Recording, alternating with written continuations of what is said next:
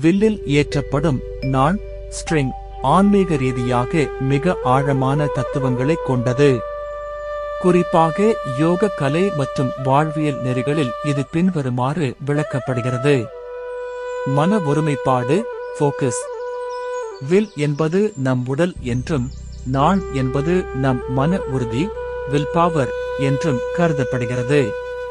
நாணை இழுக்கும்போது ஏற்படும் இறுக்கம் சிதறிக்கிடக்கும் கவனத்தை ஒரு புள்ளியில் குவிக்கும் மன ஒருமைப்பாட்டை குறிக்கிறது. தன்னம்பிக்கை மற்றும் உறுதி.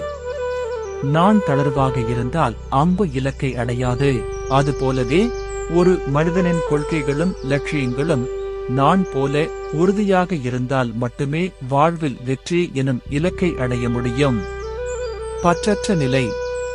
அம்பு இலக்கை நோக்கி பாய வேண்டுமானால் இழுத்த நாணை நாம் விட்டே ஆகஸ்ட் வேண்டும். இது செயலைச் செய் பலனை எதிர்பார்க்காதே கர்ம யோகம் எனும் தத்துவத்தை குறிக்கிறது. கையை விட்டு நீங்கிய அம்பு செயல் சரியான இலக்கை அடைய நாணின் நேர்த்தியான விடுவிப்பு அவசியம். உயிர் ஆற்றல் பிரணா. சில நூல்களில் வில் பிரணவ ஓம் வடிவமாகவும் நாண் அதில் ஓடும் உயிர் மூச்சாகவும் கருதப்படுகிறது. மூச்சை கட்டுப்படுத்தி நாணை இழுப்பது போல ஒருமுகப்படுத்தும் போது ஆன்மா அம்பு பரம்பொருளை அடைகிறது.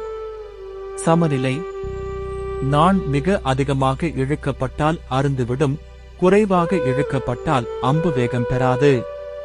இது வாழ்க்கையில் மிதமான போக்கு அல்லது சமநிலை பேலன்ஸ் எவ்வளவு முக்கியம் என்பதை உணர்த்துகிறது. சுருக்கமாக நாண் என்பது ஒரு மனிதனின் உள்மன வலிமையையும் லட்சியத்திற்காக அவன் மேற்கொள்ளும் தயார்படுத்தலையும் குறிக்கும் குறியீடாகும். இதேபோல் வில்வித்தையில் அம்பு மற்றும் இலக்கு உணர்த்தும் வேறு சில தத்துவங்களைப் பற்றி பேசலாமா? Stay happy, stay blessed, stay abundant.